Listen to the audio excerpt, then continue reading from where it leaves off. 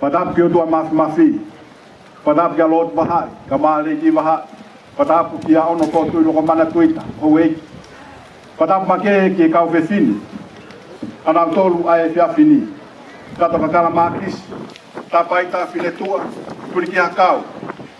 Meleani. Mau kawa kimua. Aganesi. Letere bulipola. Wawafonga o lewa litia manufoto. Meleani, kawa e fiafi ke tu saatini. Mele tamo e peau te musika. Kama a família lai sane fang mana vai taiki. Tau fefine, ne fili e tau koni ki hoko, koe whae o e tau. Pero kore ke hufanga, e tala whakatapu ko toa pe osio no awhake ale nai, a tā moku ke whae a rea taitari o e fiafini. Prokalama koe ni fili whae o e tau, na kamata he tai wahiwa tolu.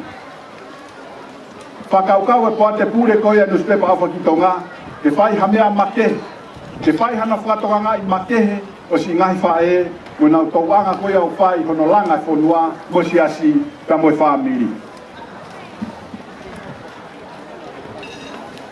Mone ke mama o koha uhinga ke whai hawhi au hi whae, he peti peseti e te au e whanau kotoa pe, koe nau whae koe liri tahai.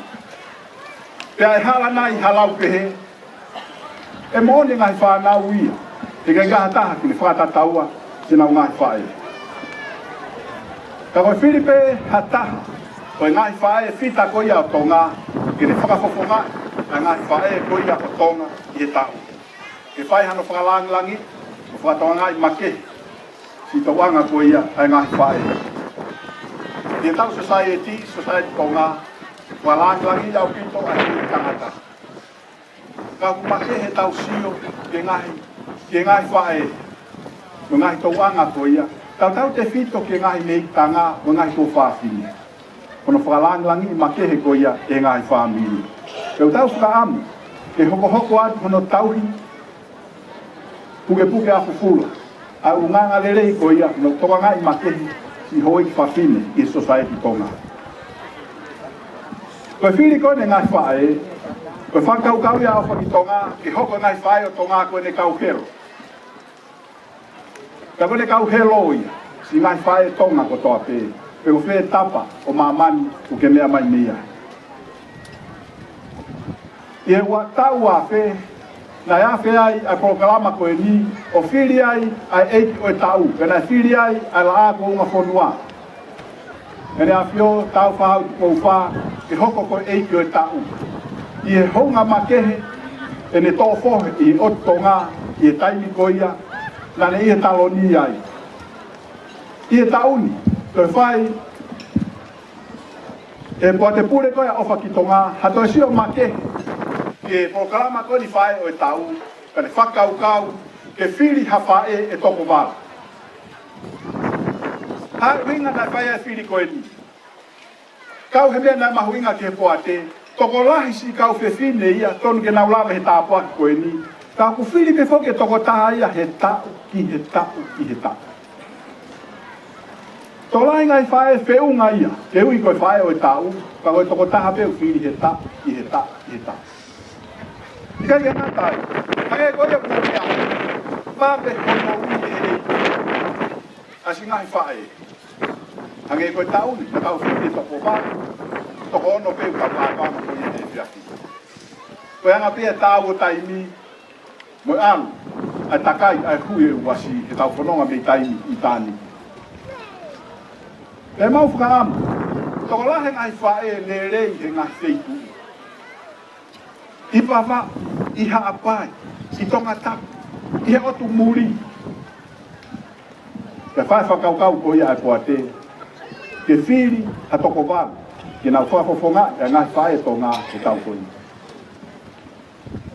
Kai kia hapa ngai o whakitonga, ke whaia ke prokalama koe ni, ke whakia ke ngahi pare. Ka mau whawhetai ki o toa mawhini, he ala mai e toko lahi ke whae tokoni, o whaki ai ipu, whaki ai sila. Pe wai te whamalo o lahi, ki he katonga kala e tokai kolo, ko nau tolu ia, o nau host, a mea ilo ko ia o e whiawhini. Pehe ki e tau tupu o tokai kolo. O nau tolu ia, o nau whae whaame ite o e whiawhini. Tau heni mo e kau hiwa nusila, mau whiawhia, nau heni kau pataha mo tau kou. Tai tari loto maa whana e una.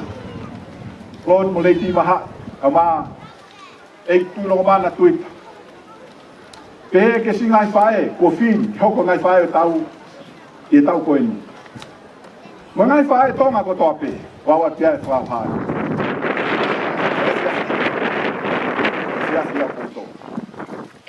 Ana yange te tau hiwai, Happy Mother's Day. Leo mo wai e mamani, sa pati hono ua o me, ke whamanato e ngai whae, i ofa ki tonga. Nau ai ke tuo ua, kono whamanato e ngai whae o tonga, tuo ua ke e kena. Ka mau fia fia. Pe ka pau e tuo tolu, pe tuo wha, kono whamanato e ngai whae, e hala nai. Tau ngoi ko toa pe tau tolu ko ne whanau, ko e moua lahi moni o whonua, o siasi, o ngai whamiri i si ngai whae. Ka neongo ko hea lahi hapaanga, kahi kai ke lava hano totonu. Neongo ko hea lahi hawha malo, kahi kai ke whiungaia. Ka koe au mau fia fia, ke te whamanatu tu o ua, aho e ngai whae, e aho koia whae o tau. Mea pāngu masiva o whakitonga, ke whakakata whae tonga ko toa pe. Whatawangi mo mawhakaamu ka pauna tau lava ke iheni kotoa. Whae tonga kotoa pei tongani mo mui. Ke lauta fu mala e kone o lavenga maari e, ke kau whae tonga. Ko mou aho e. Ka pau ke mea mai pehe televisione mo ngalu ea. O mau loto e mau whaamu. Pauna tau iheni kotoa. Ke kau ke maalari ka mo e kātoanga.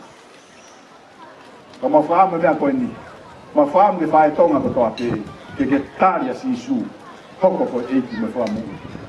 E ke kaha mea ofa ia, e ne whakatatau a mea ofa e tamai ke mamani a si sukalasi.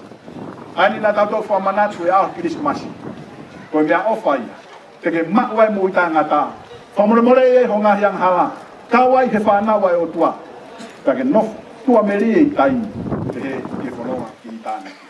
Ko tānge tua mafi, pai tāpu e kina katoa ki tau tō.